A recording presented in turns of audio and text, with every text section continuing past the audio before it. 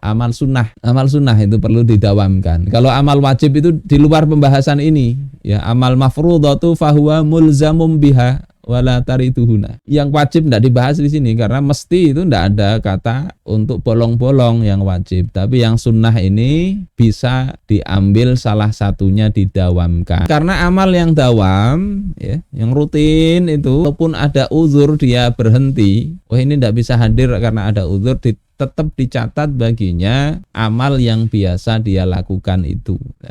Luar biasa kan kalau dawam itu begitu. Karena dia sudah memang menancapkan dalam dirinya keinginan untuk terus menerus. Sehingga ketika ada uzur dia tetap dihitung terus menerus. Ini bukan berarti menjadikan yang sunnah jadi wajib, bukan. Tapi jangan salah posisi, ini penting.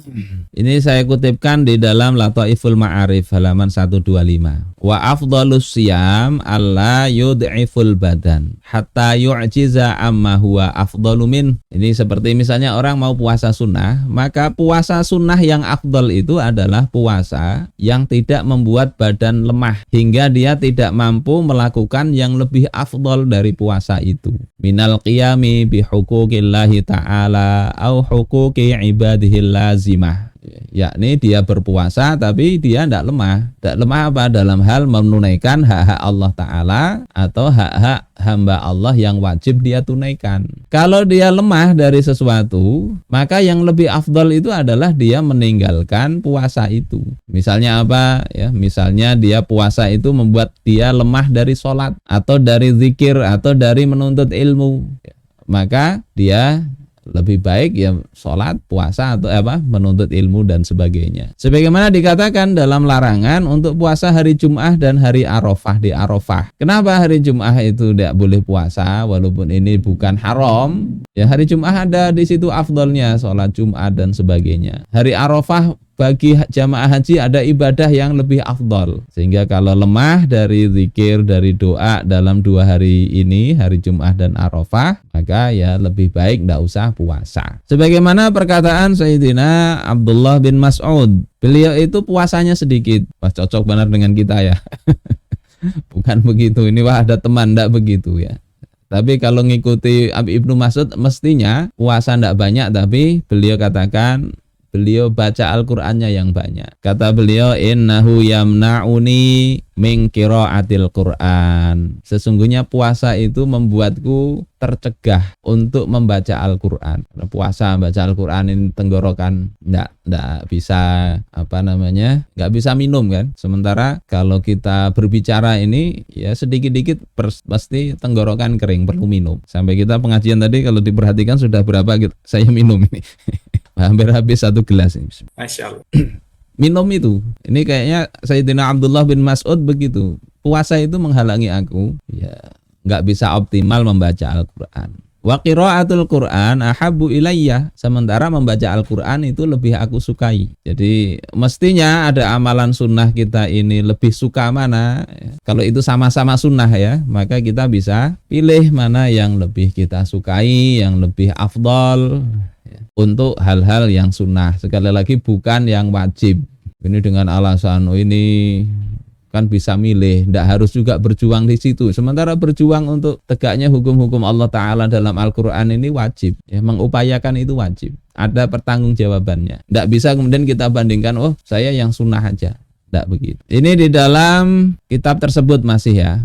Dari Sufyan Ats-Tsauri dan sebagainya ya, dari kalangan a'immah. Begitu juga belajar ilmu yang bermanfaat dan mempelajarinya, mengajarkannya. Itu lebih afdal daripada puasa. Nah, kalau lebih bagusnya puasa sambil nuntut ilmu. Asal tidak banyak berbicara mungkin tahan ya. Kemudian waqatna sholaima al-arba'ah ala anna talabal ilm afdalu min sholatin nafilah. Imam yang 4 juga menyatakan menuntut ilmu itu lebih afdal daripada sholat sunnah. Jadi jangan dengan alasan banyak sholat sunnah, puasa, akhirnya yang jadwal menuntut ilmu ditinggalkan. Wassolatu afdal minas syiyam. Sholat itu lebih utama daripada puasa. Al-mutatawwu. Puasa sunnah al-mutatawwu bihi. Fayakunul ilmu afdalu minas syiyam bitariqil ula. Maka ilmu itu lebih afdal dari puasa dengan jalan yang pertama tadi. Fa innal ilma misbahun, sesungguhnya ilmu itu adalah laksana lentera, laksana pelita, lampu. Yustadau bihi fi dzulmatil jahli, yang akan memberi penerangan di dalam gelapnya kejahilan, wal hawa, dan hawa nafsu. Faman sara fi tariqin ala ghairi misbah lam ya'man ayyaqa fi bi'rin. Siapa yang dia berjalan, artinya banyak beramal, dia berjalan tanpa lampu, maka dia tidak aman untuk kecebur ke dalam sumur. Sehingga ini penting tentunya bagi orang yang belajar ya.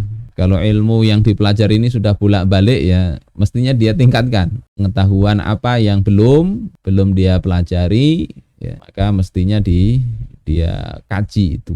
Ibnu Sirin mengatakan, inna qauman tarakul ilma wa takhadhu mahariba fasallu wa shamu bighairi ilm. Nah, ada satu kaum yang mereka meninggalkan ilmu, kemudian mereka mengambil mihrab, ya, banyak sholat, puasa tanpa ilmu, dan Allah Subhanahu wa taala ya, wallahi, demi Allah, ma amila ahadun bi ghairi ilmin illa kana ma yufsidu aktsaru mimma yuslihu. Demi Allah, orang yang beramal tanpa ilmu itu apa yang dia rusak itu lebih banyak daripada apa yang dia perbaiki, dan seterusnya. Jadi itu tadi itu yang sunnah ya. Yang sunnah itu gitu prinsipnya, ambil ya, dan nggak usah dibanding-bandingkan. Untuk yang sunnah nggak usah dibanding-bandingkan, tergantung orangnya milih apa. Ini ada di kitab Syiaru A'lamin Nubala, ada namanya Abdullah Al-Umari Al-Abid, ahli ibadah. Kataba ila Malik yakhudduhu ala infiradi wal amal.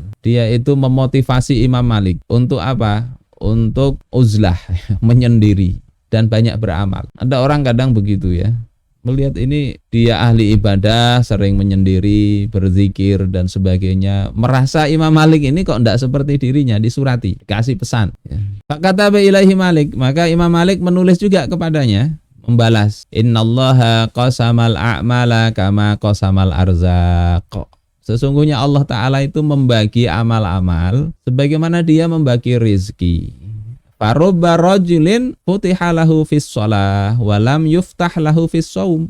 Ya, banyak orang ya yang dia dibukakan pintu sholat tapi tidak dibukakan pintu puasa. Maksudnya ini yang sunnah ya. Sholat sunnah itu senang, tapi puasa enggak, puasa sunnah. Kalau yang wajib mesti ini di luar pembahasan. Wa akhar futiha lahu fis shadaqah wa lam yuftah lahu fis shaum. Yang lain itu dibukakan pintu amal sunnah, itu dia senang sedekah tapi tidak kuat puasa sunnah. Wa akhar futiha lahu fil jihad. Yang lain dibukakan pintu jihad. Fa nashrul ilmi min afdali a'malil bir. Maka menyebarkan ilmu itu adalah di antara amal kebaikan yang afdal. Jadi amal yang utama itu banyak. Menyampaikan ilmu itu termasuk yang utama. Wa qad raditu bima futiha li fi. Aku ridha Allah bukakan pintu ini, yakni beliau nyampaikan ilmu, ridha. Wa ma adzunnu ma ana fihi biduni ma anta fi. Aku ndak berprasangka bahwasanya aku yang melakukan ini lebih baik daripada engkau yang melakukan itu, atau sebaliknya, yang engkau lakukan itu lebih baik dariku. Ndak begitu. Wa arju ayyakuna kilana ala khairin wa birrin. Aku berharap ya, semoga kita berdua ini termasuk berada dalam kebaikan dan kebaktian kepada Allah Ta'ala. Jadi sikap itu kita mesti begini untuk perkara-perkara yang sunnah. Jangan kita menganggap orang lain itu, wah itu kurang itu. Bisa jadi dia kurang dari satu sisi dalam hal sunnah, tapi Allah bukakan pintu sunnah yang lain yang kita tidak mampu itu. Tapi ini juga bukan untuk menggampangkan, karena kita tidak punya apa yang kita rutinkan. Jadi persoalan pertama fardu ain, fardu kifayah itu tidak ada pilihan. Kerjakan semaksimal mungkin. Kalau ada sisa waktu, sisa tenaga, sisa sumber daya yang Allah berikan kepada kita, baik itu harta dan sebagainya, berlomba-lomba untuk yang sunnah ini sesuai dengan kemampuan kita dan mana yang Allah mudahkan untuk kita. Mudah-mudahan kita semuanya berada di dalam kebaikan dan Allah kumpulkan kita kelak ya bisa di dalam surganya Allah Ta'ala.